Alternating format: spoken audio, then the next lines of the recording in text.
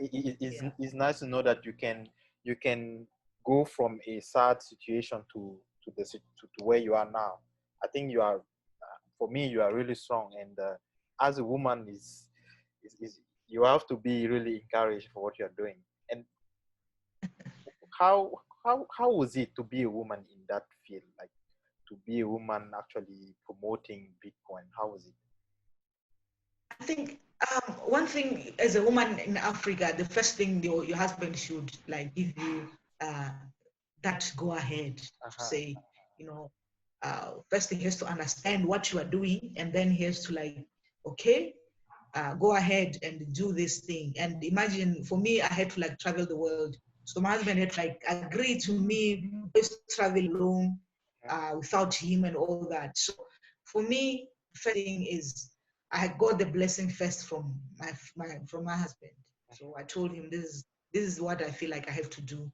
I think, you know, for me it was like my son gave me a gift. He left me with a gift of Bitcoin. It was like I'm not gonna be with you here, but you know, they wanted to help me.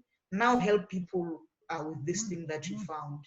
So for me, I felt like it's a calling for me that my son left me with, that I have to like pursue it a woman as a man and become a mother to the Bitcoiners. So I spoke to my husband. He has given me bless ever since. I to do what I do. So I don't think it was that of matter of a challenge, because I had already the blessing to do what I'm doing, with my husband giving me that go ahead. So to me, it wasn't a challenge. The only big challenge was not meeting a lot of women during, you know, in the very beginning, 2013, 2014. I was not meeting a lot of women in conferences, and sometimes you feel a little bit lonely. And there was very like women, you know, during those days.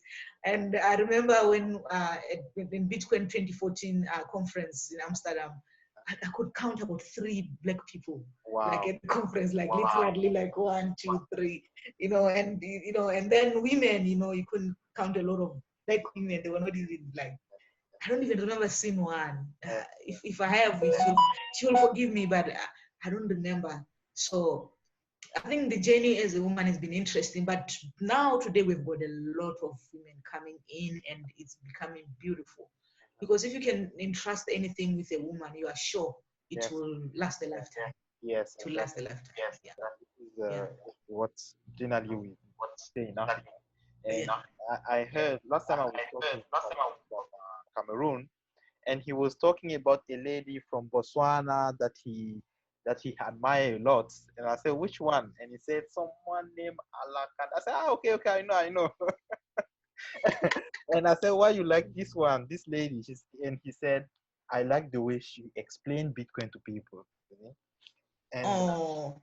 me, I would like you to explain Bitcoin to me. Like, just suppose that I don't know anything about Bitcoin, okay? And you say, okay, I ask you, what is Bitcoin? Just try to explain something. I come from somewhere in the village, in the last part of Botswana. Just explain what is Bitcoin. Yeah, I think, how do I explain it? Sure. Now to simplify it, let me see. Think of you having power and control over something that you own, something that is yours, something that you can do anything with it without somebody blocking you from controlling it. With Bitcoin, it's more than a currency. For me, it's more than a currency. You know, it's something that is empowering. It's something that is giving you some kind of identity, some kind of liberation. It's more like liberation. It's freedom. You know, if you look at our lives in Africa, and our lives are always like in turmoils. You know, one moment maybe we're at war, one moment our finances are collapsing, one moment there is not even food. You know, but when you have this Bitcoin, you become like a global child. You understand? And you've got something that no government can take away from you. You've got something that when the finances collapses, you can lean on. So Bitcoin is freedom, like, I don't know if I can say personified in like money, whatever. You know, it's freedom. It gives you freedom. It's money with freedom. It's I don't think when you're holding your fiat, you've got freedom. You don't have it. They can tell you tomorrow the money that you are holding has got no value. They can tell you that tomorrow you are not allowed to withdraw more than $50 in the bank account. So there's a lot of restriction when it comes to your money that you are holding. But Bitcoin is money that gives you power, that gives you a voice. It doesn't have color, it doesn't have race, it doesn't have gender. It's, you know, it's like if you're in Bitcoin conferences, if you have been in Bitcoin conference, you can see like equality all over. People are socializing with each other. Nobody saying, hey, me, I'm better off, me, I'm what, I've got a lot of, I'm a whale, I'm pegged in Bitcoins. No, there's something about Bitcoin that makes people to like come together. It unites people. It's a beautiful innovation that unites people. So for me, Bitcoin is not just money. It's not just about you sitting there and trading and doing that. It's something. It's unity. I mean, I can describe it in a lot of ways. I mean, it's freedom. It's freedom. It's unity. It's equality. It's beautiful. It's a beautiful. I've never seen such a beautiful innovation as Bitcoin. Believe me, I've never. I'll just We can talk about first power, right?